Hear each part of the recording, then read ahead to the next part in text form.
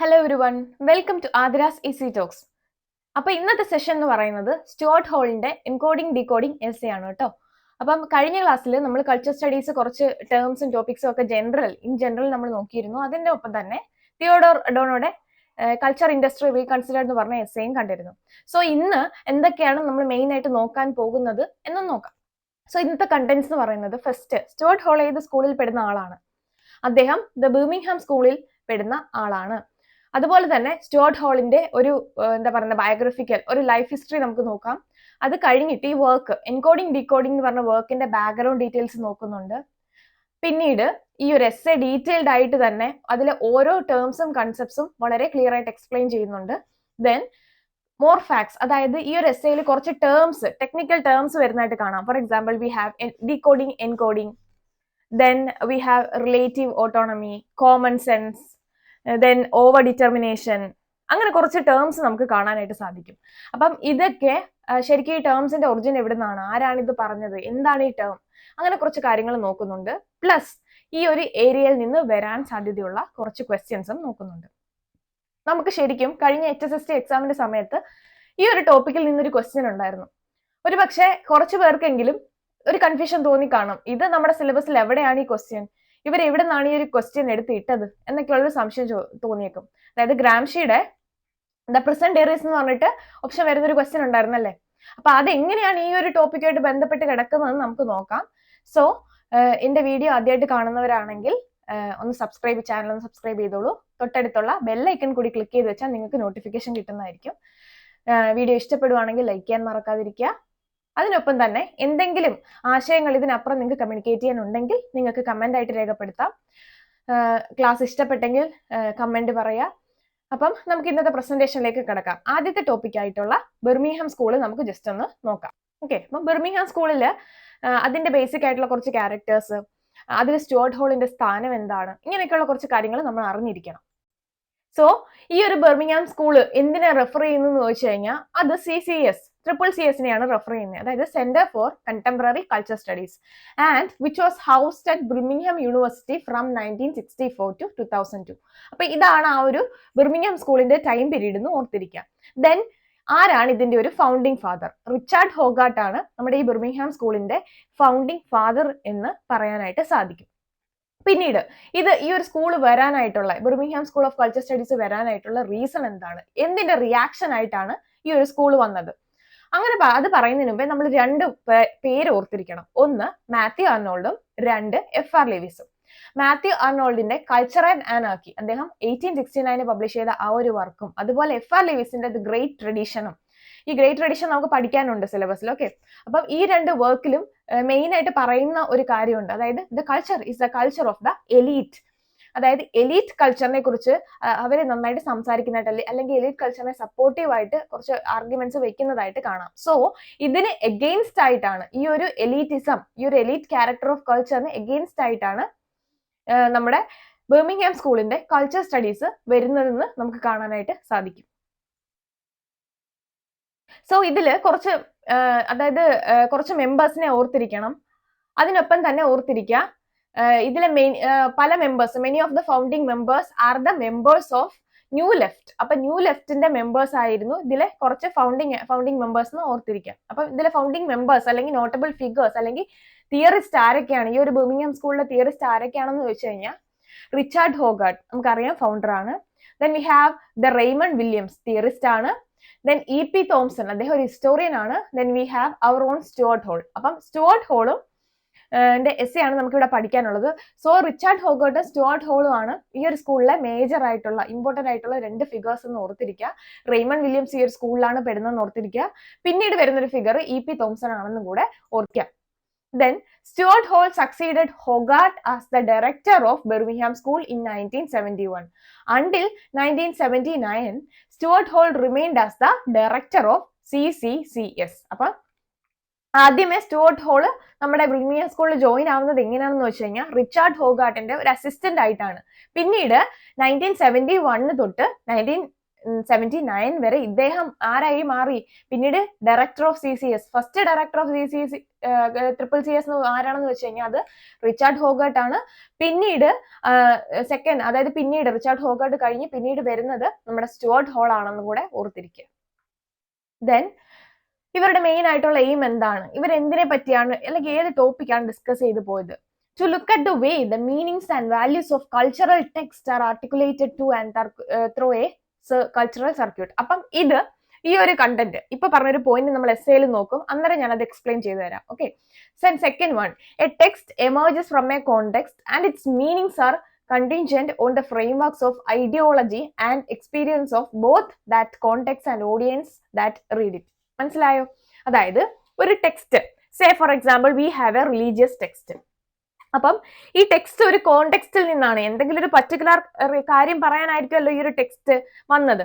And its meaning are contingent on the frameworks of ideology. പിന്നീട് ഇതിനുള്ളിൽ ഈ ഒരു റിലീജിയസ് ടെക്സ്റ്റിനുള്ളിലെ മീനിങ് എന്ന് പറയുന്നത് certain kind of ideology propagate ചെയ്യാനാണ്. കഴിഞ്ഞ ക്ലാസ്സിൽ ഞാൻ ഐഡിയോളജി എന്താണെന്ന് പറഞ്ഞു. അതായത് ഒരു സമൂഹത്തിൽ നിലനിന്ന് പോന്നിരിക്കുന്ന ഒരു kind of set of beliefs ആണ്. ഫോർ എക്സാമ്പിൾ, ഇപ്പൊ സ്ത്രീകൾക്ക് മുടി, ഇറക്കമുള്ള മുടി വേണം. അപ്പൊ അതൊരു ആ കൈൻഡ് ഓഫ് ഐഡിയോളജിയാണ്. കുറച്ച് പേര് ഇഷ്ടപ്പെടുന്ന അല്ലെങ്കിൽ കുറച്ച് പേര് വിശ്വസിച്ച് പോകുന്ന കൈൻഡ് ഓഫ് ഐഡിയോളജി. അപ്പം അതുപോലെയാണ് ഒരു ലിറ്റററി ടെക്സ്റ്റിൽ ഒരു കോണ്ടെക്സ്റ്റ് വേണം. അപ്പൊ ആ ലിറ്റററി ടെക്സ്റ്റ് ഇപ്പം റിലീജിയസ് ടെക്സ്റ്റ് ആണെങ്കിൽ മോറൽ വാല്യൂസ് ആണ് കൂടുതൽ അവർ പ്രൊമോട്ട് ചെയ്യാൻ ശ്രമിക്കുന്നത്. അപ്പം ഈ ഒരു മോറൽ വാല്യൂസ് എങ്ങനെയാണ് അതിൽ ആക്ട് ചെയ്യുന്നതെന്ന് വെച്ചാൽ കുറച്ച് ഐഡിയോളജീസ് വെച്ചിട്ടാണ്, കുറച്ച് ബിലീഫ്സ് അതിൽ ഇൻകോർപ്പറേറ്റ് ചെയ്തിട്ടാണ്. And experience of both that context and audience that read it. പിന്നീട് ഈ ഒരു ടെക്സ്റ്റ് വർക്ക്ഔട്ട് ആവുന്ന എങ്ങനെയാണ്? അതായത് ഈ ഒരു കോണ്ടെക്സ്റ്റ്, അതിനുള്ളിൽ ഐഡിയോളജി എടുക്കേണ്ട, അതായത് റൈറ്റർ എന്തർത്ഥത്തിലാണോ അത് എഴുതിയത് അതേ അർത്ഥത്തിൽ തന്നെ ആ ഒരു ഓഡിയൻസ്, വായിക്കുന്നവര്, കൺസ്യൂമേഴ്സ് അതേ അർത്ഥത്തിൽ തന്നെ ആ ഒരു വർക്ക് എടുത്ത് അതിന്റെ മീനിങ് അണ്ടർസ്റ്റാൻഡ് ചെയ്യുക. ഓക്കെ. അപ്പം ഒരു ടെക്സ്റ്റ് എന്ന് പറയുന്നത് ഒരു കോണ്ടെക്സ്റ്റ് ബേസ്ഡ് ആയിരിക്കും, അതിൽ കുറച്ച് ഐഡിയോളജീസ് കാണും. And experience about the context and audiences that read it. അപ്പൊ ഈ ഒരു വർക്കിൽ എങ്ങനെയാണ് ആ ഒരു ഓതർ ഈ ഒരു റീഡർ ഈ ഒരു ടെക്സ്റ്റിനെ നോക്കിക്കാണുന്നത്, എങ്ങനെയാണ് ഒരു ഫോർ എക്സാമ്പിൾ ഇപ്പോൾ റിലീജിയസ് ടെക്സ്റ്റ് ആയി തന്നെ ഒരു എത്തീസ്റ്റും ഒരു തീയിസ്റ്റും ഇവർ രണ്ടുപേരും ഈ ഒരു ടെക്സ്റ്റ് വായിക്കാം. ഓക്കെ, രണ്ടുപേർക്കും വായിക്കാം. ആസ് എ ലിറ്റററി ടെക്സ്റ്റ് രണ്ടുപേർക്കും വായിക്കാം. പക്ഷെ ഇവർ രണ്ടുപേരും ഉൾക്കൊള്ളുന്ന മീനിങ് ഡിഫറെന്റ് ആയിരിക്കും. ഇപ്പം ഒരു എത്തീസ്റ്റ് എടുക്കുന്ന രീതിയിലായിരിക്കത്തില്ല ഒരു തീയിസ്റ്റ് എടുക്കുന്നത്. സോ അതാണ് ഇവിടെ പറയുന്നത്. അപ്പം ഈ ഒരു എന്താ പറയുക, ഈ ഒരു കൾച്ചറൽ സർക്യൂട്ട് എങ്ങനെയാണ് എന്നാണ് നമ്മൾ സ്റ്റുവർട്ട് ഹോളിന്റെ എസ്സേയിൽ ഡീൽ ചെയ്യുന്നത്. ഓക്കെ, മനസ്സിലായെന്ന് വിശ്വസിക്കുന്നു. ദെൻ നമുക്ക് സ്റ്റുവർട്ട് ഹോളിന്റെ ലൈഫ് ഹിസ്റ്ററി ഒന്ന് നോക്കാം. അദ്ദേഹം എന്താണ് കൾച്ചർ സ്റ്റഡീസിന് വേണ്ടിയിട്ട് കോൺട്രിബ്യൂട്ട് ചെയ്തത്, എന്താണ് അദ്ദേഹത്തിന്റെ റോള്, ഇങ്ങനെ കുറച്ച് കാര്യങ്ങളൊന്ന് നോക്കാം. So he was a Jamaican-born British Marxist sociologist, cultural theorist and political activist. എപ്പോഴും പറയുന്ന പോലെ ഇദ്ദേഹത്തിന്റെ സ്ഥലം ഒന്ന് ഓർത്തിരിക്കുക. അത്യാവശ്യം എല്ലാ തിയറിസ്റ്റിന്റെയും ബർത്ത് പ്ലേസ് അറിഞ്ഞിരിക്കേണ്ടതാണ്. Then Hall, along with Richard Hogarth and Raymond Williams, was one of the founding figures of the school of thought that is now known as British Culture Studies or the Birmingham School of Culture Studies. അപ്പം ഈ Birmingham സ്കൂളിന്റെ മറ്റൊരു പേരാണ് British culture studies എന്ന് ഓർത്തിരിക്കുക. അതിൽ മറ്റു രണ്ട് ഫിഗേഴ്സ് ആണ് റിച്ചാർഡ് ഹോഗാർട്ടും റെയ്മണ്ട് വില്യംസും എന്നും കൂടെ ഓർത്തിരിക്കുക. In the 1950s, Hall was a founding figures of the influential New Left Review. ഈ ന്യൂ ലെഫ്റ്റ് റിവ്യൂ എന്ന് പറയുന്നത് അദ്ദേഹത്തിന്റെ ഒരു ജേണലാണ്. അദ്ദേഹമാണ് ഇത് ഫൗണ്ട് ചെയ്തത്. Okay. He joined the Center for Contemporary Culture Studies at Birmingham University in 1964 and became its director in 1972. അപ്പം ഇദ്ദേഹം 1964 ഈ ഒരു സ്കൂളിൽ ജോയിൻ ചെയ്യുന്നത്. പിന്നീട് അദ്ദേഹം അതിന്റെ ഡയറക്ടറായിട്ട് മാറുന്നതൊക്കെ നമ്മൾ ഇതിനു മുമ്പേ കണ്ടു. Then Hall extended the inquiries of the CCS into the low culture of the working class, blacks and other minority groups and explored popular music, magazines and vernacular media. അപ്പം എന്താണ് നമ്മുടെ ഹോൾ ചെയ്തത്, അദ്ദേഹം എന്താണ് അനലൈസ് ചെയ്തത്? അതായത് working ക്ലാസിന്റെ culture, അത് ലോ കൾച്ചർ എന്നുള്ള രീതിയിൽ ആണ് അന്ന് പ്രൊപ്പഗേറ്റ് ചെയ്ത് പൊക്കോണ്ടിരുന്നത്. സോ അതിനെ കുറിച്ച് കുറച്ച് കാര്യങ്ങൾ അനലൈസ് ചെയ്ത് പഠിക്കുക. ദെൻ ബ്ലാക്സ്, അതുപോലെ തന്നെ മൈനോറിറ്റി ഗ്രൂപ്പ്സിന് കൾച്ചർ, അതുപോലെ തന്നെ ഈ കൾച്ചർ എങ്ങനെയാണ് പോപ്പുലർ മീഡിയയിൽ, പോപ്പുലർ കൾച്ചർ അല്ലെങ്കിൽ പോപ്പുലർ കൾച്ചറിൽ എക്സ്പ്രസ് ചെയ്യുന്ന, for example music, magazines, vernacular media, ഇതിലൊക്കെ ഈ ലോ കൾച്ചർ എങ്ങനെയാണ് പ്രിവലന്റ് ആയിട്ട് പോകുന്നത്, അല്ലെങ്കിൽ ഇതിന്റെ പ്രൊപ്പഗേഷൻ എങ്ങനെയാണ്, ഈ ഹൈ കൾച്ചറും ലോ കൾച്ചറും തമ്മിലുള്ള ഡിസ്റ്റിങ്ഷൻ എന്താണ്, അങ്ങനെയൊക്കെ കുറച്ച് കാര്യങ്ങളാണ് ഹോള് നോക്കി കാണാനായിട്ട് ശ്രമിക്കുന്നത്. Hall tries to explain the meaning of popular culture. അദ്ദേഹം ഈ പോപ്പുലർ കൾച്ചറിന്റെ മീനിങ് എക്സ്പ്ലെയിൻ ചെയ്യാനായിട്ട് ശ്രമിക്കുന്നതായിട്ട് നമുക്ക് കാണാൻ സാധിക്കും. In his essay, Notes on Deconstructing the Popular, he traces the historical development of popular culture in England. Very important essayയുടെ പേര് ഓർത്തിരിക്കുക. Notes on Deconstructing the Popular. അപ്പം popular culture എന്ന് പറയുന്നത് നമ്മൾ തിയോഡോർ അഡോണോയിലെ എസ്സേ കണ്ടപ്പോൾ പോപ്പുലർ കൾച്ചറിനെ പറ്റി അദ്ദേഹം പറഞ്ഞിരുന്നു. അതായത് പോപ്പുലർ കൾച്ചർ അല്ലെങ്കിൽ മാസ് കൾച്ചർ എന്ന് പറഞ്ഞാൽ it is not the culture of masses എന്ന് തിയോഡോർ അഡോണോ വാദിച്ചു. അപ്പൊ ഹോളി പോപ്പുലർ കൾച്ചറിനെ എന്തായിട്ടാണ് എടുത്തത്? ഈ ഒരു അദ്ദേഹത്തിന്റെ തിയറി എക്സ്പ്ലെയിൻ ചെയ്യാൻ വേണ്ടിയിട്ട് അദ്ദേഹം ഒരു ഹിസ്റ്റോറിക്കൽ ട്രേസ് കൊടുക്കുന്നുണ്ട്. എങ്ങനെയാണ് ഈ പോപ്പുലർ കൾച്ചറിനെ നോക്കി കാണുന്നത് എന്നൊരു ട്രേസ്. അത് ഏത് എസ്സേയിലാ വന്നതെന്ന് വെച്ച് കഴിഞ്ഞാൽ നോട്ട്സ് ഓൺ ഡീകൺസ്ട്രക്ടിങ് ദ പോപ്പുലർ എന്ന് പറഞ്ഞ എസ്സേയിൽ, അദ്ദേഹത്തിന്റെ തന്നെ എസ്സേയിലാണ് വന്നത്. ദെൻ നമുക്ക് അദ്ദേഹത്തിന്റെ പോപ്പുലർ കൾച്ചറിന്റെ മീനിങ് എന്താ, അദ്ദേഹം കൊടുത്ത മീനിങ് എന്താണെന്ന് നോക്കാം. Popular culture has two meanings. One meaning relates it to things commercial and consumeristic. അതായത് ഇവിടെ അദ്ദേഹം ഹിസ്റ്റോറിക്കൽ ആയിട്ട് ഇതിന്റെ ഒരു അനാലിസിസ് നടത്തിയപ്പോൾ രണ്ട് സെറ്റ് ഓഫ് മീനിങ് അദ്ദേഹത്തിന് കിട്ടി. ഒന്ന് നമ്മുടെ തിയോഡോർ അഡോണോ കൊടുത്ത ഒരു മീനിങ്, അതായത് പോപ്പുലർ കൾച്ചർ എന്ന് പറയുന്ന കൊമേഴ്സ്യൽ ആൻഡ് കൺസ്യൂമറിസ്റ്റിക് സൈഡിൽ അതിനെ വായിച്ചെടുത്തു. ഫോർ എക്സാമ്പിൾ, പോപ്പുലർ കൾച്ചർ എന്ന് പറഞ്ഞാൽ കുറച്ച് ഗ്രൂപ്പ് ഓഫ് ആൾക്കാർ, മാസസ്, അവിടെ മേ ബി വർക്കിംഗ് ക്ലാസ്സും എലൈറ്റും എല്ലാം ഉണ്ടാവാം. അപ്പം മാസസിന്റെ ആവശ്യത്തിന് വേണ്ടിയിട്ട് പ്രൊഡ്യൂസ് ചെയ്യുന്ന ഒരു പ്രോഡക്റ്റ്, ആ പ്രോഡക്റ്റ് ആണ് ഇവിടെ കൾച്ചറായിട്ട് മാറുന്നത്. അപ്പൊ പോപ്പുലറിന് വേണ്ടി പ്രൊഡ്യൂസ് ചെയ്യുന്ന കൾച്ചറാണ് പോപ്പുലർ കൾച്ചർ എന്ന് ഒരു ആർഗ്യുമെന്റ് തിയോഡോർ അഡോണോ വെച്ചു. സോ ഫസ്റ്റ് മീനിങ് ആയിട്ട് നമ്മുടെ ഹോള് പറയുന്നതും അത് തന്നെയാണ്. One meaning relates to the things commercial and consumeristic. Commercial, production, industry, culture industry ആണ് ഫസ്റ്റ് മീനിങ് ആയിട്ട് അദ്ദേഹം പറയുന്നത്. ദെൻ സെക്കൻഡ് എന്ന് പറയുന്നത് the second view upholds that popular culture is the culture of the people. പിന്നീട് രണ്ടാമത്തെ view എന്താ, popular culture ജനങ്ങളുടെ കൾച്ചർ ആണ് എന്നും രണ്ട് മീനിങ്സ്, അതായത് ഹിസ്റ്റോറിക്കൽ ട്രേസ് നോക്കുമ്പോഴത്തേക്ക് ഈ രണ്ട് മീനിങ്സ് അദ്ദേഹത്തിന് കിട്ടി. പക്ഷേ Hall does not agree with this as he refuses to differentiate between high culture and low culture. Okay, അപ്പം ഹോൾ എന്ന് പറയുന്ന നമ്മുടെ തിയറിസ്റ്റ് ഈ രണ്ട് തിയറീസും എഗ്രി ചെയ്യാനായിട്ട് അദ്ദേഹം വിസമ്മതിച്ചു. കാരണം അദ്ദേഹം പിന്നീട് ഈ ഒരു, അതായത് does not agree with this as a refuse to differentiate between, അദ്ദേഹത്തിന് ഒരു ഹൈ കൾച്ചർ അല്ലെങ്കിൽ ലോ കൾച്ചർ എന്നൊരു ഡിസ്റ്റിങ്ഷൻ കൊടുക്കാനായിട്ട് ഇഷ്ടപ്പെടുന്ന ഒരാളല്ല. അതുകൊണ്ട് തന്നെ ഈ രണ്ട് കൈൻഡ് ഓഫ് ആർഗ്യുമെന്റ്സും അദ്ദേഹം വേണ്ട, അല്ലെങ്കിൽ അതിന് എഗെയിൻസ്റ്റ് ആയിട്ടാണ് ഹോളിൽ നിന്നത്. അദ്ദേഹത്തിനെ സംബന്ധിച്ചിടത്തോളം ദെൻ കൾച്ചർ എന്താണ് എന്ന് ചോദിക്കുമ്പോഴത്തേന് culture is something that is constantly changing. മറ്റൊന്നുമല്ല, ഈ വളരെ ഫേമസ് ആയിട്ടുള്ള ഹോളിന്റെ ഡെഫിനിഷൻ ആണിത്. കൾച്ചർ എന്ന് പറഞ്ഞു കഴിഞ്ഞാൽ എപ്പോഴും മാറിക്കൊണ്ടിരിക്കുന്ന ഒന്നാണ് കൾച്ചർ എന്ന് അദ്ദേഹം ഡിഫൈൻ ചെയ്യുന്നു. ഒരിക്കലും it is not something related to commercial and consumerist, it is not something related to the culture of the people, but this culture is something that is constantly changing. Okay, എന്നാണ് ഹോളിന്റെ argument. മനസ്സിലായെന്ന് വിശ്വസിക്കുന്നു. Then Hall in his essay Cultural Studies to Paradigms speaks of two paradigms in cultural studies. അപ്പം അദ്ദേഹത്തിന്റെ ഈ ഒരു എസ്സേയിൽ culture studies two പാരഡിംസിൽ അദ്ദേഹം രണ്ട് പാരഡിംസിനെ പറ്റി പറയുന്നുണ്ട്. ഒന്ന് കൾച്ചറലിസവും രണ്ട് സ്ട്രക്ചറലിസവും. And the difference between two is how they understand culture. അപ്പൊ ഇത് രണ്ടും തമ്മിലുള്ള വ്യത്യാസമാണ് നമ്മളെ കൾച്ചർ എന്തെന്ന് മനസ്സിലാക്കാനായിട്ട് സഹായിക്കുന്നത് എന്ന് ഹോള് പറയുന്നു. അപ്പൊ എന്താണ് ഈ കൾച്ചറലിസം, എന്താണ് ഈ structuralism? According to culturalism, the lived experience of people determines culture. അപ്പൊ കൾച്ചറലിസത്തെ സംബന്ധിച്ചിടത്തോളം എന്താ, കൾച്ചർ എന്ന് പറയുന്നത് കോൺസ്റ്റന്റ്ലി ചേഞ്ചിങ് ആണെന്ന് അദ്ദേഹം പറയുന്നുണ്ട്. അതായത് ഇപ്പൊ നമ്മുടെ ലൈഫിൽ നമ്മൾ എക്സ്പീരിയൻസ് ചെയ്തുകൊണ്ടിരിക്കുന്ന കാര്യം കൾച്ചർ ആണ്. അതാണ് കൾച്ചറലിസത്തിൽ പറഞ്ഞുകൊണ്ടിരുന്നതെങ്കിൽ സ്ട്രക്ചറലിസം എന്താ പറഞ്ഞിരിക്കുന്നത്? believes that the human experience is shaped by the underlying structures which are the sources of culture. Structuralism പറഞ്ഞത് there are certain structures, underlying set of beliefs, underlying set of customs that is shaped by, that shapes our experience. അപ്പം ഈ ഒരു underlying set of beliefs ആണ് നമ്മുടെ എക്സ്പീരിയൻസിനെ shape ചെയ്യുന്നത് എന്നാണ് structuralist പറഞ്ഞത്. So culturalism പറഞ്ഞത് ലിവ്ഡ് ഇൻ എക്സ്പീരിയൻസ് ആണെന്നെങ്കിൽ സ്ട്രക്ചറലിസം അണ്ടർലൈങ് സ്ട്രക്ചേഴ്സിനെ പറ്റിയാണ് പറഞ്ഞത്. സോ ഈ രണ്ട് തിയറിസ്റ്റിന്റെ, ഈ രണ്ട് കൾച്ചറലിസം സ്ട്രക്ചറലിസം, ഈ രണ്ട് ടേംസിനും ഇടയ്ക്കാണ് കൾച്ചർ നിൽക്കുന്നത്. അല്ലെങ്കിൽ ഇത് രണ്ടും ഒരുമിച്ച് വായിച്ചെടുക്കുക, അവിടെ നമുക്ക് കൾച്ചറിന്റെ ഡെഫിനിഷൻ കിട്ടും എന്നാണ് ഹോള് പറയുകയുണ്ടായി. Then the British newspaper The Observer called him one of the country's leading cultural theorists. അപ്പം The Observer എന്ന് പറഞ്ഞ ഒരു ബ്രിട്ടീഷ് ന്യൂസ് പേപ്പർ അദ്ദേഹത്തെ one of the country's leading cultural theorists എന്ന് വിശേഷിപ്പിച്ചു. And he gave the concept of circuit of culture. Very important. Circuit of culture എന്ന് പറഞ്ഞ ഒരു കൺസെപ്റ്റ് ആരാണ് കൊണ്ടുവന്നത്? നമ്മുടെ ഹോൾ ആണ്. And he is credited for coining the term താച്ചറിസം എന്ന് പറഞ്ഞ വേർഡ് കോയിൻ ചെയ്യുന്നത് ആരാണെന്ന് ചോദിച്ചാലും ഹോൾ തന്നെയാണ്. Margaret Thatcher's policies as prime minister in political economy and culture. ഇതിനെ പറ്റി അദ്ദേഹം കൊടുത്ത അല്ലെങ്കിൽ മാർഗരറ്റ് താച്ചറിന്റെ പോളിസീസും അതുപോലെ തന്നെ അവരെങ്ങനെയാണ് കൾച്ചറെ നോക്കിക്കണ്ടത്, ഇതിനെ റെപ്രസെന്റ് ചെയ്യാൻ വേണ്ടി അല്ലെങ്കിൽ എക്സ്പ്രസ് ചെയ്യാൻ വേണ്ടി അദ്ദേഹം കോയിൻ ചെയ്ത ടേം ആയിരുന്നു താച്ചറിസം എന്ന് പറയുന്നത്. So the politics of Thatcherism which was published in 1983 was edited by Stuart Hall and Martin Jacques. അപ്പൊ അതുകൂടെ ഓർത്തിരിക്കുക, ആരാണ് ഈ ഒരു വർക്ക് എഡിറ്റ് ചെയ്തത്. അപ്പൊ അദ്ദേഹമാണ് താച്ചറിസം എന്ന് പറഞ്ഞ ടേം കോയിൻ ചെയ്തത്. അദ്ദേഹത്തിന്റെ കൺസെപ്റ്റ് ആണ് സർക്യൂട്ട് ഓഫ് കൾച്ചർ. അപ്പം ലാസ്റ്റ് പോയിന്റ് നോക്കിക്കേ, Stuart Hall was influenced by Gramsci's the present diaries. അപ്പം ഈ ഒരു ഏരിയ എങ്ങനെ എത്രത്തോളം ഡീപ്പ് ലെവൽ ക്വസ്റ്റ്യൻ ആണ് HSSTക്ക് ചോദിച്ചത് എന്ന് ഇപ്പൊ നിങ്ങൾക്ക് മനസ്സിലായിട്ടുണ്ടാവും. എവിടുന്നോ ഒരു ചെറിയ കണക്ഷൻ മാത്രമേ വന്നോളൂ, പക്ഷേ തിയറി ഇൻ ജനറൽ അറിയാവുന്ന ഒരാൾക്ക് സുഖമായിട്ട് ഈ ഒരു ക്വസ്റ്റ്യൻ അറ്റൻഡ് ചെയ്യാനായിട്ട് സാധിക്കുമായിരുന്നു.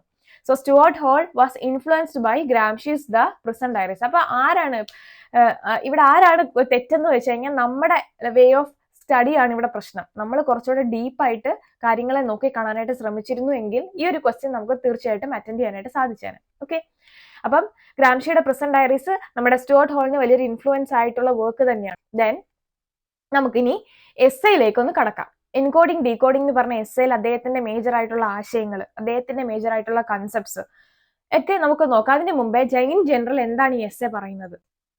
Focusing on the communication process in televisual discourse, the essay challenges some of the most cherished views of how media messages are produced, circulated and consumed in order to produce a new theory of communication. അപ്പം ഇദ്ദേഹം ഒരു new model of communication നമുക്ക് മുന്നിൽ തരുന്നുണ്ട്. അപ്പം അദ്ദേഹത്തിന്റെ focus എവിടെയാണ്? കമ്മ്യൂണിക്കേഷനിൽ തന്നെയാണ് ഫോക്കസ്.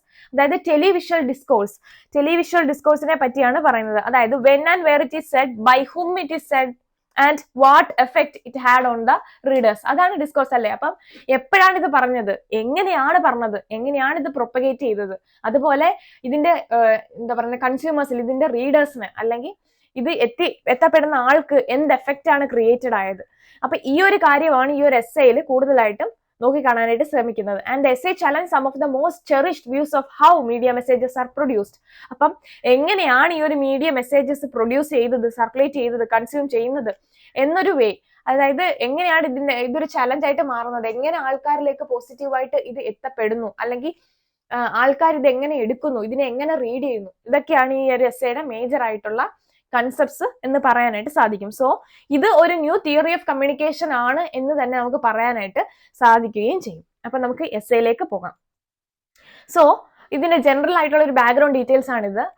ഈ ഒരു വർക്കിന്റെ എസ്സേ ഒരു വർക്കിൽ വന്നതാണ്. ആ വർക്കിന്റെ പേരാണ് പറഞ്ഞിരിക്കുന്നത് culture, media, language, working papers in culture studies. അപ്പൊ ഫുൾ ടൈറ്റിൽ ആയിട്ട് തന്നെ ഓർത്തിരിക്കുക, ക്വസ്റ്റ്യൻ തീർച്ചയായിട്ടും ചോദിക്കും. Culture, media, language, working papers in culture studies. ഈ ഒരു പേപ്പർ 1972-79 തന്നെ, അതായത് അദ്ദേഹം ഡയറക്ടർ ഓഫ് CCCSന്റെ ആ ഒരു ഇരിക്കുന്ന സമയത്താണ് ഈ ഒരു വർക്ക് അദ്ദേഹം എഴുതുന്നത്, അല്ലെങ്കിൽ ഈ ഒരു പേപ്പർ, ഈ ഒരു വർക്കിംഗ് പേപ്പർ റെഡിയാക്കുന്നത് എന്ന് നമുക്ക് പറയാൻ സാധിക്കും. And it was published in 2004. Very important.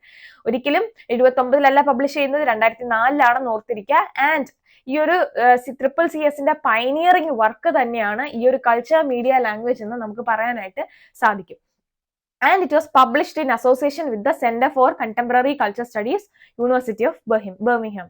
പിന്നീട് ഇതൊരു വർക്കിംഗ് പേപ്പർ ആണെന്ന് പറഞ്ഞല്ലോ, ഇത് ആരാണ് എഡിറ്റ് ചെയ്തത്? ഓർത്തിരിക്കുക ഈ 4 പേരുകൾ: Stuart Hall, Dorothy Hobson, Andrew Love and Paul Willis. Okay, then encoding decoding is the 10th chapter of the book. അപ്പൊ 10ാമത്തെ ചാപ്റ്റർ ആണ് ഈ ഒരു ബുക്കിന്റെ. It comes under the 3rd session of media സ്റ്റഡീസിന്റെ 3rd സെഷനും. അതുപോലെ തന്നെ എൻകോഡിംഗ് ഡീകോഡിംഗ് എന്ന് പറയുന്നത് ആ ഒരു ബുക്കിലെ 10ാമത്തെ ചാപ്റ്റർ ആണെന്നും ഓർത്തിരിക്കുക.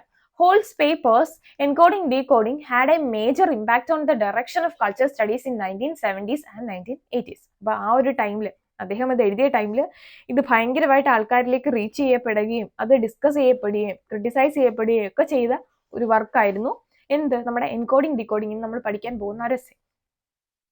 It central theme remains keywords in the field. ഇതിലെ മേജർ ആയിട്ട് അദ്ദേഹം പറയാൻ ഉദ്ദേശിച്ച തീംസ്, അതിലെ കുറച്ച് കീവേർഡ്സ് ഇന്ന് നമ്മുടെ കൾച്ചർ സ്റ്റഡീസിലെ മേജർ കൺസെപ്റ്റ് ആയിട്ട് നിലനിൽക്കുന്നതായിട്ട് കാണാൻ സാധിക്കും. For example, V have the model of communication, the circuit of culture, etcetera. Then it gives a theoretical account of how messages are produced and disseminated, referring particularly to television. അപ്പം ഒരു television, ഒരു TV സ്ക്രീനിൽ എങ്ങനെയാണ് ഒരു messages theoretical വേയിൽ, practical അല്ല theoretical വേയിൽ എങ്ങനെയാണ് ഒരു മെസ്സേജ് പ്രൊഡ്യൂസ് ചെയ്യുന്നതും അതെങ്ങനെയാണ് ഒരു പർട്ടിക്കുലർ കൈൻഡ് ഓഫ് ഓഡിയൻസിലേക്ക് എത്തപ്പെടുന്നതും എന്നുള്ള ഒരു ഡീറ്റെയിൽഡ് ആയിട്ടുള്ള ഒരു തിയറിറ്റിക്കൽ അക്കൗണ്ട് ഈ ഒരു വർക്കിൽ അദ്ദേഹം നോക്കിക്കാണാനായിട്ട് ശ്രമിക്കുന്നുണ്ട്. Holes covers the influence of hegemony and culture studies taking a Gramscian stand. മനസ്സിലായല്ലോ പ്രസന്റ് ഡയറിയുടെ ഇൻഫ്ലുവൻസ് ഇവിടെ എന്താണെന്ന്. സോ അദ്ദേഹം ഹെജിമണി, ഗ്രാംഷിയുടെ ഹെജിമണി എന്ന കൺസെപ്റ്റും അതുപോലെ തന്നെ ഇൻ ജനറൽ കൾച്ചർ സ്റ്റഡീസും ആ ഒരു ഇൻഫ്ലുവൻസ് വെച്ചിട്ടാണ് അദ്ദേഹം ഈ ഒരു തിയറി പ്രൊപ്പഗേറ്റ് ചെയ്യാനായിട്ട് ശ്രമിക്കുന്നത്. So he was one of the main proponents of reception theory, first developed in his 1973 essay Encoding and Decoding in the Television Discourse. അപ്പം ഇദ്ദേഹം റിസപ്ഷൻ തിയറിയുടെ one of the main proponent ആണ്. അത് എങ്ങനെയാണ് വന്നത്? ഈ റിസപ്ഷൻ തിയറി എതിലൂടെയാണ് വന്നത്? നമ്മുടെ ഈ എൻകോഡിംഗ് ആൻഡ് ഡീകോഡിംഗ് എസ്സേയിലൂടെയാണ് വന്നത്. ആൻഡ് ഈ ഒരു എസ്സേ ഡെവലപ്പ് ചെയ്തത് 1973 പറഞ്ഞിട്ടുണ്ട്. ഈ റിസപ്ഷൻ തിയറി ആദ്യമായിട്ട് പറഞ്ഞ അദ്ദേഹമാണോ? സ്റ്റുവർട്ട് ഹോളിന്റെ കൺസെപ്റ്റ് ആണോ അത്? അപ്പം one of the major proponent എന്നേ പറഞ്ഞോളൂ. അപ്പൊ ഇതിന് സിമിലർ ആയിട്ട് മറ്റൊരു theory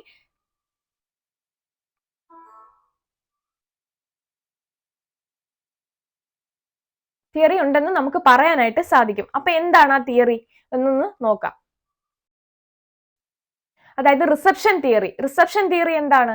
reception theory is a version of reader response literary theory that emphasizes each particular reader's reception or interpretation in making meaning from a literary text. അപ്പൊ എന്താണ് ഒരു reception theory? അതായത് version of reader response literary തിയറിയുടെ ബേസിസിലാണ് ഇത് വന്നേക്കുന്നത്. അതായത് reception or interpretation in making meaning from a literary text. ഒരു ലിറ്റററി ടെക്സ്റ്റിനുള്ളിൽ നിന്ന് അതിന്റെ റിസപ്ഷൻ, അതിന്റെ മീനിങ്. ഫോർ എക്സാമ്പിൾ, ഇപ്പൊ ഒരു റീഡർ ഒരു ടെക്സ്റ്റ് എങ്ങനെയാണ് വായിച്ചു കാണുന്നത്, അതിനകത്ത് മേജർ ആയിട്ട് വരുന്ന കൺസെപ്റ്റ്സ് എന്താണ്, അതായത് അതിനകത്ത് എന്തെല്ലാം പർട്ടിക്കുലർ ആയിട്ടുള്ള തീംസ് ആണ് അതിനകത്ത് ഇൻക്ലൂഡ് ചെയ്യുന്നത്, അല്ലെങ്കിൽ എന്ത് ഐഡിയ ആണ് അത് ഓതറിന് കൊടുക്കുന്നത്, ഓതർ എങ്ങനെയാണ് ആ ടെക്സ്റ്റ് നോക്കി കാണുന്നത്. സോ ഈ ഒരു റിസപ്ഷൻ തിയറി എന്ന് പറയുന്നത് റീഡർ റെസ്പോൺസ് തിയറിയുടെ വേർഷൻ തന്നെയാണ്. And that emphasise each particular reader's reception interpretation. ഓരോ റീഡേഴ്സിന്റെ റിസപ്ഷനും അതുപോലെ തന്നെ അവരുടേതായിട്ടുള്ള ഇന്റർപ്രിട്ടേഷനും. സോ ഒരു റീഡർലി ടെക്സ്റ്റ് അല്ലേ, റീഡർ ഏത് രീതിയിലാണ് അത് നോക്കി എടുക്കുന്നത്, നോക്കി കാണുന്നത് എന്നൊക്കെ നമുക്ക് അനലൈസ് ചെയ്യുന്നതായിട്ട് കാണാൻ സാധിക്കും. In literary studies reception theory originate from the work of Hans Robert Jauss in the late 1960s.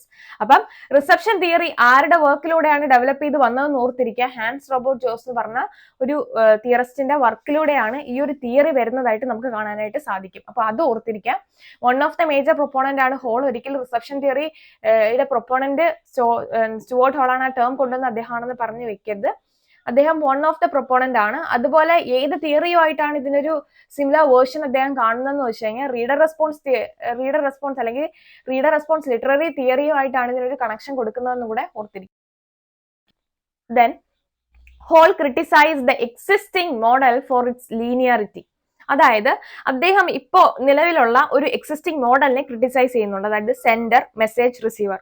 സെൻഡറിൽ നിന്നൊരു മെസ്സേജ് പാസ് ചെയ്യുന്നു, മെസ്സേജ് പോകുന്നു, ആ മെസ്സേജ് റിസീവർ എടുക്കുന്നു, കേൾക്കുന്നു. അപ്പൊ ഈ ഒരു ലീനിയർ മോഡൽ ഓഫ് കമ്മ്യൂണിക്കേഷനെ അദ്ദേഹം ക്രിട്ടിസൈസ് ചെയ്യുന്നുണ്ട്.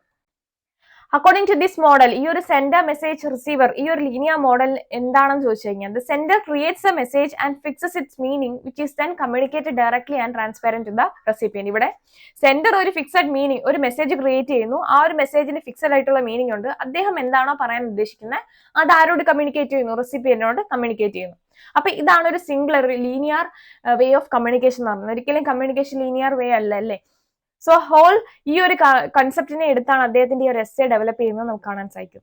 Holes essay challenges all the 3 components of the mass communication model, arguing that. അപ്പം അദ്ദേഹത്തിന്റെ എസ്സേ ഈ ഒരു 3 കമ്പോണൻസിനെ, മാസ് കമ്മ്യൂണിക്കേഷന്റെ ഈ ഒരു 3 കമ്പോണൻസിനെ ചലഞ്ച് ചെയ്തുകൊണ്ടാണ് അദ്ദേഹത്തിന്റെ ആർഗ്യുമെന്റ്സ് പുട്ട് ഫോർത്ത് ചെയ്യുന്നത്. That message is not simply fixed or determined by the sender.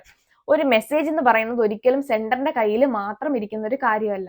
ആ മെസ്സേജിൽ പല വേറെ കുറെ ഫാക്ടേഴ്സ് അഫക്ട് ചെയ്ത് വരുന്ന ഒന്നാണ്. And it is not fixed or determined. ഇതൊരിക്കലും ഫിക്സഡ് ആയിട്ടുള്ള ഒന്നല്ല, അത് ഡിറ്റർമൈൻ ചെയ്യുന്നത് ഒരിക്കലും സെൻഡറും അല്ല. The message is never transparent and the audience is not a passive recipient of meaning.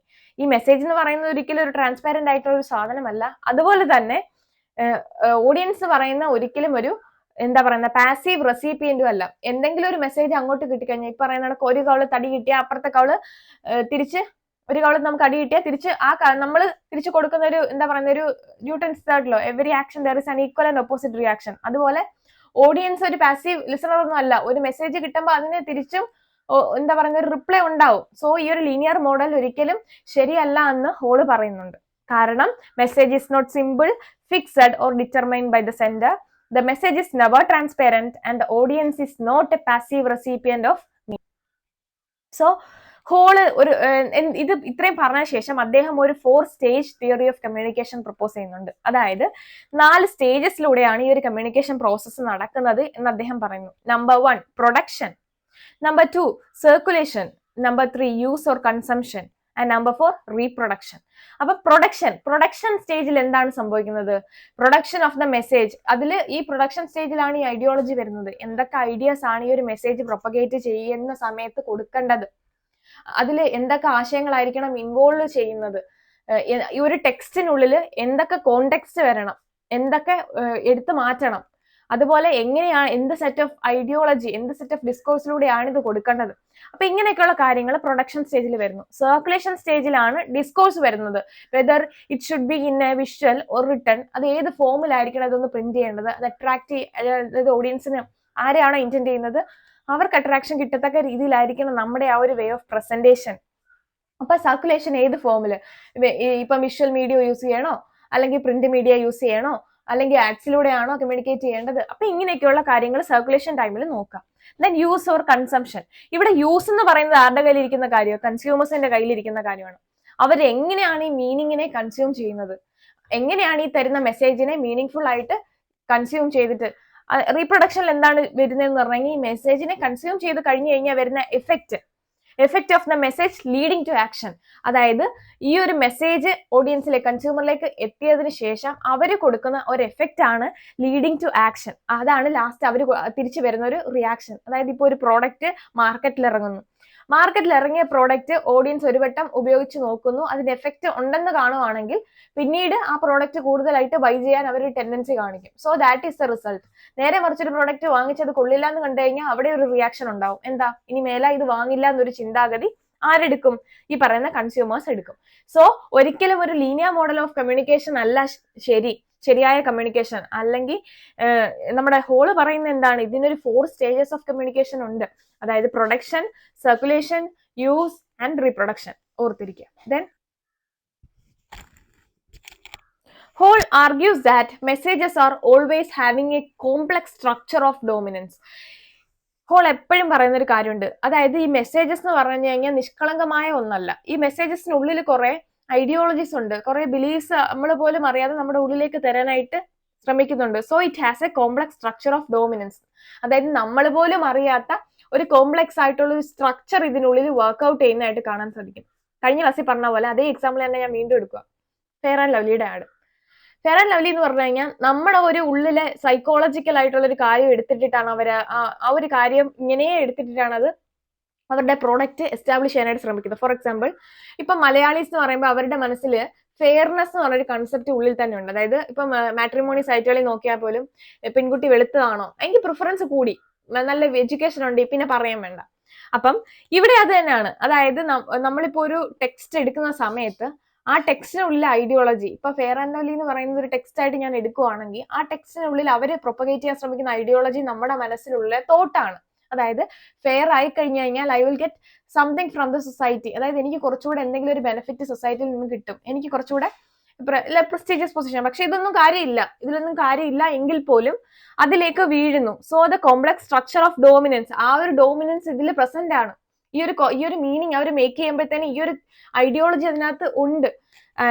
എന്താ പറയുക, ഇൻഡയറക്റ്റ് ആയിട്ട് തന്നെ ആ ഒരു ഐഡിയോളജി അവർ പുട്ട് ഫോർത്ത് ചെയ്യുന്നുണ്ട്. So Hall argues that messages are always having a complex structure of dominance. നമ്മൾ എന്ത് മെസ്സേജ് ആണ് കൊടുക്കുന്നത് അതിന് വളരെ ഒരു പ്രാധാന്യമുണ്ട്. നോക്കിയും കണ്ടും സൂക്ഷിച്ച് തന്നെ മെസ്സേജ് കൊടുക്കുകയാണെങ്കിൽ അപ്പം അതിനൊരു എങ്കിൽ മാത്രമേ കറക്റ്റ് ആയിട്ടുള്ള ഈ ഒരു വേ ഓഫ് കമ്മ്യൂണിക്കേഷൻ പോസിബിൾ ആവത്തുള്ളൂ. Because at each stage messages are imprinted by institutional power relations. കണ്ടല്ലോ, messages are imprinted by institutional power relations. ഇതിലൊരു ഫൂക്കോ പറയുന്ന കണക്ക് ഇതിലൊരു പവർ റിലേഷൻസ് നമുക്ക് കാണാനായിട്ട് സാധിക്കുന്നുണ്ട്. പവർ റിലേഷൻ എന്ന് പറഞ്ഞാൽ എന്താ? അതായത് ഈ ഫെയർ അൺഫെയർ എന്ന് പറയാൻ പറ്റുമോ? അതായത് വെളുത്തവര് കറുത്തവര്. അപ്പൊ അങ്ങനെ ഒരു ഡിസ്പാരിറ്റി ഇതിനുള്ളിൽ ഒരു പവർ റിലേഷൻ ഉണ്ടല്ലേ. വെളുത്തിരിക്കുകയാണെങ്കിൽ കുറച്ചുകൂടെ നല്ലത്, കറുക്കുകയാണെങ്കിൽ നമുക്ക് കുറച്ച് അക്സെപ്റ്റൻസ് കുറയും. അപ്പോൾ ഒരു പവർ റിലേഷൻ, ഒരു ഇൻസ്റ്റിറ്റ്യൂഷണലൈസ്ഡ് ആയിട്ടുള്ള ഒരു പവർ റിലേഷൻ ഇതിനകത്ത് വർക്ക്ഔട്ട് ചെയ്യുന്നതായിട്ട് കാണാനായിട്ട് സാധിക്കും. Then the moments of encoding and decoding are also the points, respectively, of entrance into and exit from the system of discourse. Language does not reflect the real but construct or distort it on our behalf. So, even at a very basic level, visual discourse transmits a three-dimensional world into two-dimensional planes. It cannot, of course, be the referent or concept it signifies. ഒന്നുമില്ല, വളരെ simple ആയിട്ട് പറയുകയാണെങ്കിൽ, ഇപ്പം നമ്മൾ T വിയിൽ ഒരു add കാണുന്നു. ആഡിൽ കാണുമ്പോൾ അതൊരു 3-dimensional വ്യൂ നമുക്ക് നമ്മുടെ റിയൽ ലൈഫിലാണെങ്കിൽ 3-dimensional, ടി വിയിൽ നമുക്ക് 2-dimensional 3-dimensional ആയിട്ട് കാണാൻ സാധിക്കും. ടി വിയിൽ കാണുന്നൊരു ഡോഗ് ബാർക്ക് ചെയ്യുന്നുണ്ട്. ഇൻ റിയൽ ലൈഫ് നമ്മളെ കാണുമ്പോൾ ഒരു ഡോഗ് ബാർക്ക് ചെയ്താൽ ചിലപ്പോൾ നമുക്ക് കടിയും കൊള്ളും. ടി വിയിൽ കാണുന്ന അല്ലെങ്കിൽ ടി വിയിൽ നമ്മൾ കാണുന്ന ആ ഒരു ഡോഗ് ബാർക്ക് ചെയ്യത്തേ ഉള്ളൂ, നമ്മളെ നേരെ കുരയ്ക്കത്തില്ലല്ലേ. സോ ആ ഒരു ഡിഫറൻസ് ഇതിനകത്തുണ്ട്. അപ്പം ഈ ഒരു ഡിസ്പാരിറ്റി നമുക്ക് എന്തായാലും ഇതിനകത്ത് കാണാനായിട്ട് സാധിക്കുന്നതാണ്. The visual discourse translates a 3-dimensional world into 2-dimensional place. It cannot of course be the referent or concept it signifies. അപ്പം ആക്ച്വൽ ആയിട്ടുള്ള ഒരു റെഫറൻഡോ അല്ലെങ്കിൽ ആക്ച്വൽ ആയിട്ടൊരു കൺസെപ്റ്റോ ശരിക്കും അത് സിഗ്നിഫൈ ചെയ്യുന്നുണ്ടോന്ന് വെച്ച് കഴിഞ്ഞാൽ ഒരിക്കലില്ല. പകരം ഒരു ഇല്യൂഷൻ നമ്മുടെ ഉള്ളിൽ ക്രിയേറ്റ് ചെയ്തിടുന്നുണ്ട്. അതായത് whatever we see in TV, whatever we see in the visual media is true എന്ന് കാണിച്ചു തരിക മാത്രമാണ്. ശരിക്കും ആ ടി വിയിൽ കാണുന്ന പട്ടിക്ക് കുരയ്ക്കാൻ മാത്രമേ സാധിക്കൂ, നമ്മളെ നേരെ ഇറങ്ങി വന്ന് ചാടി കടിക്കാനായിട്ട് സാധിക്കില്ല എന്നത് റിയാലിറ്റിയാണ്. Okay, language does not reflect the real but construct or distort it on our behalf. ഒരിക്കലും ലാംഗ്വേജ് ഇവിടെ ക്രിയേറ്റ് ചെയ്യുന്ന, അതായത് ഇങ്ങനെയുള്ള മീഡിയാസിൽ ക്രിയേറ്റ് ചെയ്യുന്ന language is not real, it is constructed, it is a distort it on our behalf. ഇത് construct ചെയ്ത meaning ആണ്, ഇവർ കൊടുത്ത മീനിങ് ആണ്, ഒരിക്കലും ശരിക്കുള്ള മീനിങ് അല്ല എന്ന് ഓർത്തിരിക്കാം. അപ്പൊ ഇതിന്റെ ഒരു മീനിങ് കിട്ടിയെന്ന് വിശ്വസിക്കുന്നു. Communication is about more than language and discourse of Hall പറയുന്നുണ്ട്. കമ്മ്യൂണിക്കേഷൻ എന്ന് പറഞ്ഞു കഴിഞ്ഞാൽ ഒരു ഭാഷയ്ക്കപ്പുറമോ അല്ലെങ്കിൽ ഒരു ഡിസ്കോഴ്സിനപ്പുറമോ ഒക്കെ ആണെന്ന് നമുക്ക് പറയാനായിട്ട് സാധിക്കും. And he proposes an alternative to sender message receiver model of communication based on Marx theory of commodity production. അപ്പം ഇദ്ദേഹം ഈ സെൻഡർ മെസ്സേജ് റിസീവർ എന്ന് പറയുന്ന ആ ഒരു ലീനിയർ വേ ഓഫ് കമ്മ്യൂണിക്കേഷനെ ഒരു എന്തുമായിട്ട് കണക്ട് ചെയ്ത് പറയുന്നു? അതിന്റെ ഒരു ഓൾട്ടർനേറ്റീവ് ആയിട്ട് marks theory of commodity production എന്ന് കൊണ്ടുവരാനായിട്ട്, ഈ ഒരു ആർഗ്യുമെന്റ് കൊണ്ടുവരാനായിട്ട് ശ്രമിക്കുന്നു. അതായത് ഈ സെൻഡർ മെസ്സേജ് റിസീവർ എന്ന് പറഞ്ഞ കൺസെപ്റ്റും മാർക്സിയൻ തിയറി ഓഫ് കമ്മോഡിറ്റി പ്രൊഡക്ഷനും ഒന്ന് ക്ലബ് ചെയ്തിട്ട് അദ്ദേഹത്തിൻ്റെതായിട്ടുള്ള മോഡൽ ഓഫ് കമ്മ്യൂണിക്കേഷൻ കൊണ്ടുവരുന്നതായിട്ട് നമുക്ക് കാണാൻ സാധിക്കും. എന്താണ് ആ model of communication? In this model comprises of number of what Hall terms moments. അപ്പം ഇവിടെ എന്താണ് സംഭവിക്കുന്നത് വെച്ച് കഴിഞ്ഞാൽ ഇവിടെ മേജർ പാർട്ട് മൊമെന്റ്സിന് തന്നെയാണ്. ഈ മൊമെന്റ്സ് എന്താണെന്ന് വെച്ച് കഴിഞ്ഞാൽ സർക്കുലേഷൻ ഡിസ്ട്രിബ്യൂഷൻ ആണ് ഹോൾ ഉപയോഗിക്കുന്ന അല്ലെങ്കിൽ ഹോൾ പറയുന്ന moments. Okay, but is primarily concern with the points of production and consumption. ഇതില് എന്താ പറയുന്നത്, നമ്പർ ഓഫ് ടേംസ്, അതായത് കുറെ മൊമെന്റ്സ് ആണ് ഇതിൽ കളിക്കുന്നതെങ്കിൽ പോലും ബട്ട് ഇതിന്റെ പ്രൈമറി കൺസേൺസ് എന്ന് പറയുന്നത് എന്താണ്? അതിന്റെ പ്രൊഡക്ഷനും കൺസംഷനും തന്നെയാണ്. പക്ഷെ അതിലെ മൊമെന്റ്സ്, ഈ ഒരു പ്രൊഡക്ഷൻ നടന്ന് കൺസംഷനിലേക്ക് എത്തിപ്പെടണമെങ്കിൽ കുറച്ച് മൊമെന്റ്സ് ഇതിനിടയ്ക്കുണ്ട്. അതാണ് ഈ പറഞ്ഞ സർക്കുലേഷനും ഡിസ്ട്രിബ്യൂഷനും. ഓക്കെ, പ്രൊഡക്ഷനെ അദ്ദേഹം എന്തായിട്ട് പറയുന്നു? എൻകോഡിംഗ് ആണെന്നും കൺസംഷൻ ഡീകോഡിംഗ് ആണെന്നും പറഞ്ഞു വെക്കുന്നു. Here, the sender has become a producer and the receiver a consumer. ഇവിടെ നമ്മൾ ആ ലീനിയർ മോഡലിൽ പറഞ്ഞ സെൻഡർ എന്തായിട്ട് മാറുന്നു? പ്രൊഡ്യൂസർ, സെൻഡർ, പ്രൊഡ്യൂസർ, എൻകോഡിംഗ് എന്ന് ഓർത്തിരിക്കുക. Receiver, consumer, decoding. അപ്പം ഇവിടെ സെൻഡർ എന്തായിട്ട് മാറുന്നു? പ്രൊഡ്യൂസർ ആയിട്ട് മാറുന്നു. അതുപോലെ തന്നെ ഇവിടുത്തെ റിസീവർ എന്തായിട്ട് മാറുന്നു? ഒരു കൺസ്യൂമർ ആയിട്ട് മാറുന്നു. For whole, consumption determines production just as production determines consumption. അപ്പൊ അദ്ദേഹം പറയുന്നുണ്ട്, അതായത് ഒരു സെൻഡർ എത്രത്തോളം റിസീവറിൽ ഡിപ്പെൻഡന്റ് ആണോ അതേപോലെ റിസീവറും സെൻഡറിൽ ഡിപ്പെൻഡന്റ് ആണ്. അതേ തിയറി തന്നെയാണ് ഇവിടെ പറയുന്നത്. അതായത് എത്രത്തോളം എൻകോഡിങ് ഡീകോഡിങ്ങിലേക്ക് കാരണമാക്കുന്നോ അതുപോലെ തന്നെ ഡീകോഡിങ് തിരിച്ചൊരു എൻകോഡിങ്ങിനും കാരണമാക്കുന്നുണ്ട്. Consumption determines production just as production determines consumption. Okay, Hall's model of communication as encoding and decoding. പിന്നെ അദ്ദേഹം ഒരു ലീനിയർ മോഡലിനെ പറ്റി സംസാരിച്ചു. അത് കഴിഞ്ഞിട്ട് അദ്ദേഹത്തിന്റെ ലീനിയർ മോഡലിന് അഗേൻസ്റ്റ് ആയിട്ട് അദ്ദേഹം കൊണ്ടുവരുന്ന 2 ടേംസ് എൻകോഡിംഗ് ആൻഡ് ഡീകോഡിംഗ്. അദ്ദേഹം മാർക്സിയൻ കൺസെപ്റ്റ് ഇതിനിടയ്ക്ക് ഒന്ന് ഇൻകോർപ്പറേറ്റ് ചെയ്യുന്നുണ്ട്. മാർക്സിയൻ കൺസെപ്റ്റ് ഓഫ് പ്രൊഡക്ഷൻ കൊണ്ടുവരുന്നുണ്ട്. അപ്പം ഇതെല്ലാം ചേർത്ത് വെച്ചിട്ട് അദ്ദേഹത്തിന്റെ മോഡൽ ഓഫ് കമ്മ്യൂണിക്കേഷൻ എന്താണ്? Hall's model of communication as encoding and decoding. ഇവിടെ വീണ്ടും ഒരു ക്വസ്റ്റ്യൻ വരും, എന്തുവായി എൻകോഡിംഗ്, എന്തുവായി decoding? So the encoded and decoded message should be in the form of meaningful discourses. അപ്പൊ അദ്ദേഹം പറയുന്നുണ്ട് ഈ ഒരു എൻകോഡിംഗ് ആയാലും ഡീകോഡിംഗ് ആയാലും, ഇനി എൻകോഡ് ചെയ്ത മെസ്സേജ് ആയാലും ഡീകോഡ് ചെയ്യുന്ന മെസ്സേജ് ആയാലും, it should be in the form of meaning full discourse. ഒരു മീനിങ് ഫുൾ ആയിട്ടുള്ള ഡിസ്കോഴ്സിന്റെ ഫോമിലായിരിക്കണം. അതായത് when and where it is said, എപ്പോൾ എവിടെയാണ് ഇത് പറയുന്നത്, അല്ലെങ്കിൽ whom it is spoken, or ആരെയാണ് അഡ്രസ് ചെയ്യുന്നത്, ആരോടാണ് പറയുന്നത്, whom it is spoken and what effect it has on the audience. ഇത് കൊടുക്കുന്ന ആൾക്കാരിൽ ഉണ്ടാവുന്ന എഫക്റ്റ്, അതാണ് ഇവിടെ മീനിങ് ഫുൾ ഡിസ്കോഴ്സ് എന്ന് ഉദ്ദേശിക്കുന്നത്. then it includes framework of knowledge, അതായത് നമ്മൾ കൊടുക്കാൻ പോകുന്ന എൻകോഡ് ചെയ്യാൻ പോകുന്ന മെസ്സേജിന്റെ നോളജ്, അത് എന്താണ്, നമ്മൾ ആ ഒരു ഫ്രെയിം വർക്കിൽ കൊടുക്കാൻ പോകുന്ന നോളജ്, അവർക്ക് കൊടുക്കാൻ പ്രൊപ്പഗേറ്റ് ചെയ്യാൻ പോകുന്ന ഐഡിയ എന്താണ് എന്ന് ഇവിടെ ഫ്രെയിം വർക്ക് ഓഫ് നോളജിൽ നോക്കും. ദെൻ റിലേഷൻ ഓഫ് പ്രൊഡക്ഷൻ, ഇതിൽ കുറച്ച് ആൾക്കാരെ ഇൻക്ലൂഡ് ചെയ്തുകൊണ്ട്, അല്ലെങ്കിൽ ഒരു കുറച്ച് സെറ്റ് ഓഫ് ഗ്രൂപ്പ് ഓഫ് ആൾക്കാരെ ഇൻക്ലൂഡ് ചെയ്തുകൊണ്ട് തന്നെ ഈ പ്രൊഡക്ഷന് എന്തെല്ലാം കാര്യങ്ങൾ നമ്മൾ ശ്രദ്ധിക്കണം, ഇതിന് ടെക്നിക്കൽ ആയിട്ടുള്ള ഇൻഫ്രാസ്ട്രക്ചറും കാര്യങ്ങളും എന്തൊക്കെയാണ്, ഈ കാര്യങ്ങളെല്ലാം തന്നെ എൻകോഡിംഗ് ഡീകോഡിംഗ് മെസ്സേജസിൽ ഇൻക്ലൂഡഡ് ആണ്, ഇൻക്ലൂസീവ് ആണെന്ന് ഹോള് പറയുന്നു. At encoding and decoding, the meaning is constructed within a discourse. ഇവിടെ ഒരു ഡിസ്കോഴ്സിനുള്ളിൽ തന്നെയാണ് ഈ ഒരു മീനിങ് ക്രിയേറ്റ് ആവുന്നത്. അപ്പൊ ഡിസ്കോഴ്സ് പറഞ്ഞു കഴിഞ്ഞാൽ ഞാൻ പറഞ്ഞു, when and where it is spoken, to whom it is said, what effect it had on the audience, okay, and what is the medium through which it is circulated. Then encoding. അപ്പൊ encoding എന്താണെന്ന് വെച്ച് കഴിഞ്ഞാൽ it is simply production of message. Okay, അപ്പൊ ഇത് production of message ആണ്. Verbal ആയിട്ടോ verbal ആയിട്ടോ അല്ലെങ്കിൽ നോൺ വെർബൽ സൈനിലൂടെ ഒക്കെ ഇത് പ്രൊപ്പഗേറ്റ് ചെയ്യാനായിട്ട് സാധിക്കും. And encoding is A complex structure and influence many factors influencing encode. അപ്പൊ ഈ എൻകോഡിംഗ് എന്ന് പറഞ്ഞ ഒരു സിമ്പിൾ ആയിട്ടുള്ള സ്ട്രക്ചർ അല്ല, ഇതൊരു കോംപ്ലക്സ് ആയിട്ടുള്ള സ്ട്രക്ചർ ആണ്, വളരെ ഇമ്പോർട്ടന്റ് ആയിട്ടുള്ള ഒരു ഫോം ആണ്.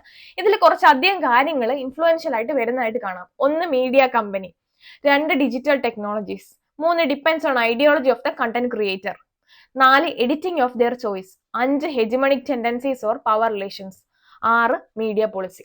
അപ്പൊ ഇത്രയും കാര്യങ്ങൾ ഇൻക്ലൂസീവ് ആയിട്ടാണ് ഈ ഒരു എൻകോഡിംഗിന് വരുന്നതെന്ന് ഓർത്തിരിക്കുക, വളരെ ഇമ്പോർട്ടന്റ് ആണ്. മീഡിയ കമ്പനി, ആരാണ് ഈ ഒരു മെസ്സേജ് പ്രൊപ്പഗേറ്റ് ചെയ്യുന്നത്, ഏത് മീഡിയയിലൂടെ, ഡിജിറ്റൽ ടെക്നോളജീസ്, ഏത് മീഡിയയിലൂടെയാണ് ഈ ഒരു മെസ്സേജ് പ്രൊപ്പഗേറ്റ് ചെയ്ത് പോകുന്നത്. And what are the ideologies that the content creators sets. പിന്നെ ഇതിനകത്ത് എന്തൊക്കെ കാര്യങ്ങൾ വേണം, വേണ്ട, എന്തൊക്കെ മാറ്റണം, എന്തൊക്കെ മാറ്റങ്ങൾ വരുത്തണം എന്ന് ചിന്തിക്കുന്നുണ്ട്. ദെൻ ഇതിലൂടെ ഒരു ഹെജിമണിക്, ഒരു പവർ റിലേഷൻസ് ക്രിയേറ്റ് ചെയ്യുന്നുണ്ട്. അതുപോലെ തന്നെ ഇവർ കുറച്ച് മീഡിയ പോളിസീസ് സെറ്റ് ചെയ്ത് ആൾക്കാരിലേക്ക് എത്തിക്കാനായിട്ട് ശ്രമിക്കുന്നുണ്ട്. വളരെ ഇമ്പോർട്ടന്റ് ആണ് ഈ 6 പോയിന്റ്സ് ഓർത്തിരിക്കുക. Then denotation and connotation. ഇവിടെ 2 മീനിങ്സ് ഓർത്തിരിക്കുക, ഡിനോട്ടേറ്റീവ് മീനിങ്ങും കൊണോട്ടേറ്റീവ് മീനിങ്.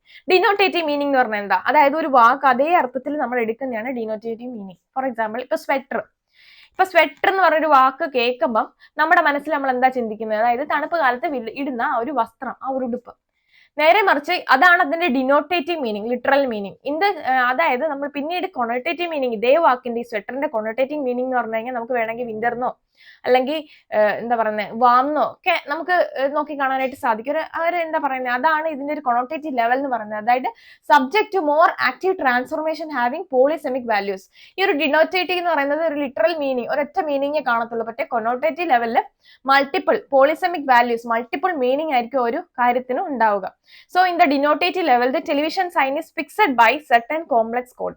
ഇവിടെ denotative level എന്ന് പറഞ്ഞാൽ encoding. Okay, എൻകോഡിങ്ങിന്റെ സമയത്ത് ഇവർ ഒരു ഫിക്സഡ് സെറ്റ് ഓഫ് റൂൾസ് അല്ലെങ്കിൽ ഫിക്സഡ് സെറ്റ് ഓഫ് കോഡ്, ഒരു കോംപ്ലക്സ് കോഡ് സെർട്ടൻ ആയിട്ട് ക്രിയേറ്റ് ചെയ്ത് വെക്കുന്നതായിട്ട് കാണാം. അതായത് ഇവർ എന്താണോ ഇന്റന്റ് ചെയ്യുന്നത്, കമ്പനിയുടെ പോളിസി എന്താണോ, ഇവരെന്താണോ ഈ ഒരു പർട്ടിക്കുലർ ആഡിലൂടെ എത്തിക്കാനായിട്ട് ശ്രമിക്കുന്നത്, ആ ഒരു മീനിങ് തന്നെ ഈ ഒരു വിഷ്വൽ മീഡിയയിലൂടെ പ്രൊപ്പഗേറ്റ് ചെയ്യണം. അതാണ് ഇവിടെ ഡിനോട്ടേറ്റീവ് ലെവൽ കൊണ്ട് ഉദ്ദേശിക്കുന്നത്. കൊണോട്ടേറ്റീവ് എന്ന് പറഞ്ഞാൽ എന്താ, അതങ്ങ് എത്തപ്പെട്ട് കഴിഞ്ഞാൽ ആൾക്കാർ എടുക്കുന്നത് മൾട്ടിപ്പിൾ മീനിങ് ആവാം അല്ലെ.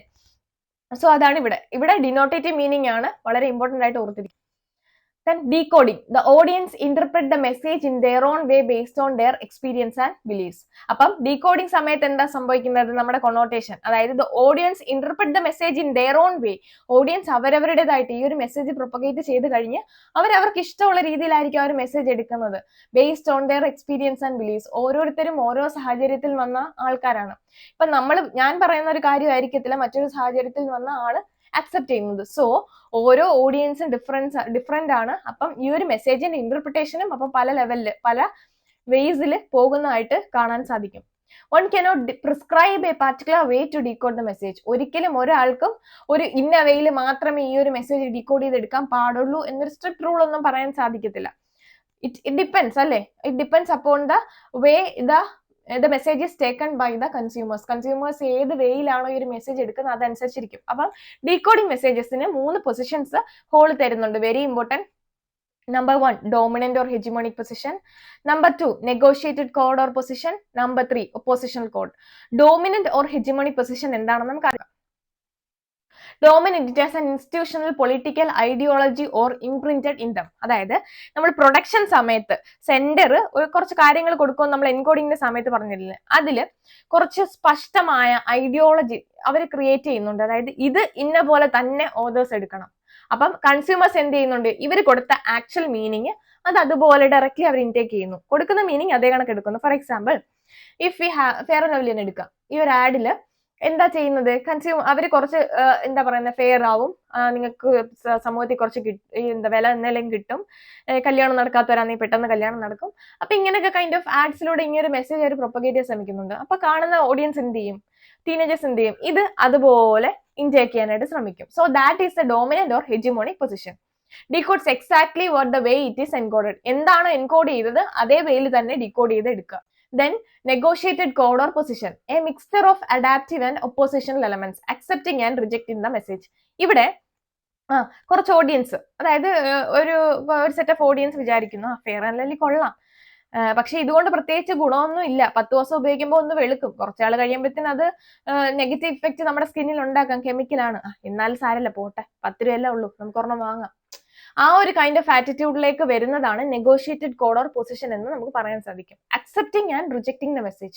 ഒരേ സമയം അവർ അക്സെപ്റ്റ് ചെയ്യുന്നുണ്ട്, അറ്റ് ദ സെയിം ടൈം അതിനെ റിജക്ട് ചെയ്യുന്നതായിട്ട് കാണാൻ സാധിക്കും. Okay, then we have the oppositional position.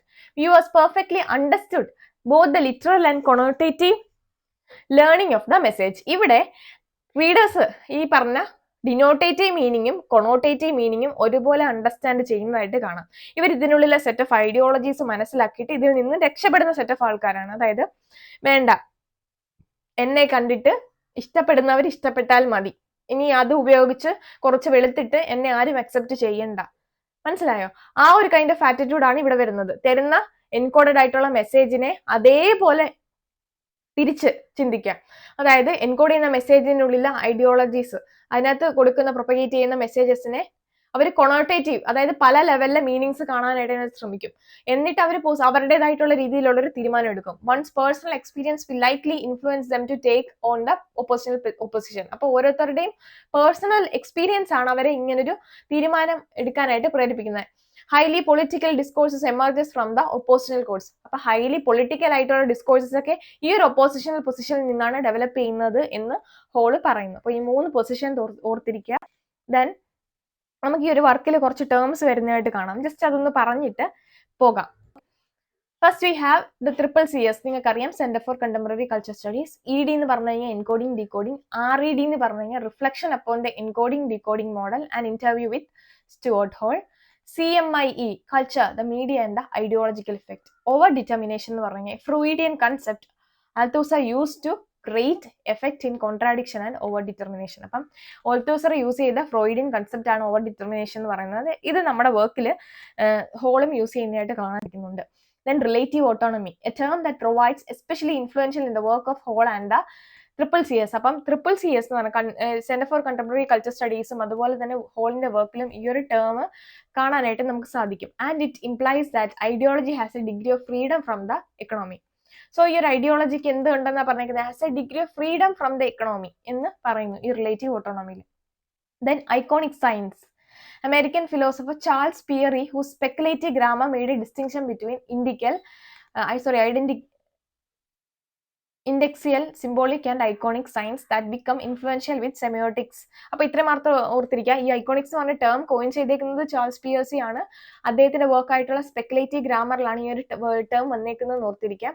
And this iconic sign is a visual sign that closely resembles object it refers to the reference such as photograph. അതായത് iconic sign എന്ന് പറഞ്ഞാൽ ഇപ്പൊ ഞാൻ ഇരിക്കുന്നു, എന്റെ ഒരു ഫോട്ടോഗ്രാഫ് എടുത്തു വെക്കുന്നു.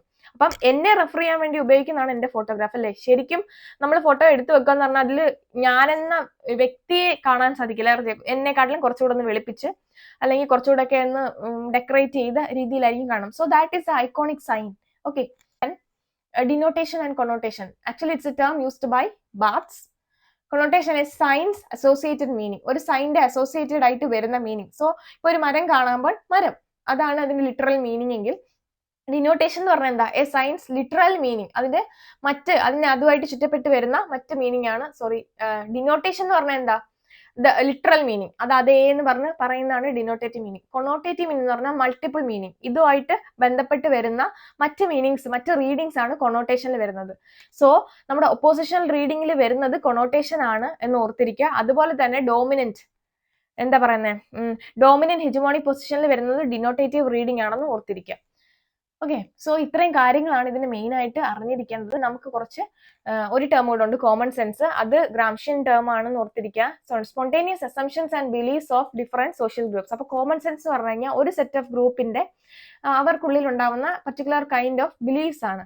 ശരിക്കും അദ്ദേഹം ഗ്രാംഷി പറയുന്നുണ്ട്, ഒരിക്കലും ഈ ഒരു കോമൺ സെൻസ് നല്ലതല്ല, പകരം ഗുഡ് സെൻസ് ആണ് നല്ലത് എന്ന് അദ്ദേഹം പറഞ്ഞു പോകുന്നതായിട്ട്. അപ്പൊ ഇനി കുറച്ച് ക്വസ്റ്റ്യൻസ് കൂടെ നോക്കിയിട്ട് ഇന്നത്തെ ക്ലാസ് ഒന്ന് വൈൻഡ് അപ്പ് ചെയ്യാം. Okay. So questions are Hall was the founder of the journal The New Left Review. Okay. Name the culture studies center associated with Birmingham University. It is CCC Center for Contemporary Culture Studies. The essay Encoding Decoding appeared in the book Culture, Media, Language, Working Papers in Culture Studies 1972-79. Year തിരിഞ്ഞു പോവരുത്. The work Culture, Media, Language, Working Papers in Culture Studies 1972-79 was edited by Stuart Hall, Dorothy Hobson, Andrew Lowe, and Paul Wills. Then the conventional model communication include sender, message, and receiver. According to Hall, receiver or audience is a passive recipient of the message. Okay, ഏത് linear model of communication ആണ് ഇത് പറയുന്നത്? The production and reception of a message can be termed as production reception ആണ് അദ്ദേഹം മറ്റൊരു പേരിട്ട് വിളിക്കുന്നത്. അത് ഏത് പേരാണ്? Encoding and decoding. There is a dash between two sides in the communicative exchange according to Hall. There is a lack of it. Very important. അദ്ദേഹത്തിന്റെ എസ്സേയിൽ പറയുന്ന കാര്യമാണ്. There is a lack of it between two sides in the communicative exchange according to Hall. അപ്പോൾ ഈ ഒരു lack of it-നെയാണ് അദ്ദേഹത്തിന്റെ terms ആയിട്ടുള്ള encoding decoding കൊണ്ട് fill ചെയ്യാനായിട്ട് ശ്രമിക്കുന്നത്. Okay. What are the alternative proposed by Hall to sender and receiver? That is producer and consumer. According to Hall, dash determines production just as that determines consumer. According to Hall, consumption determines production just as production determines consumption. When the viewer decodes a message in terms of the codes legitimated by the encoding process and the dominant culture order, it is called dominant hegemonic position.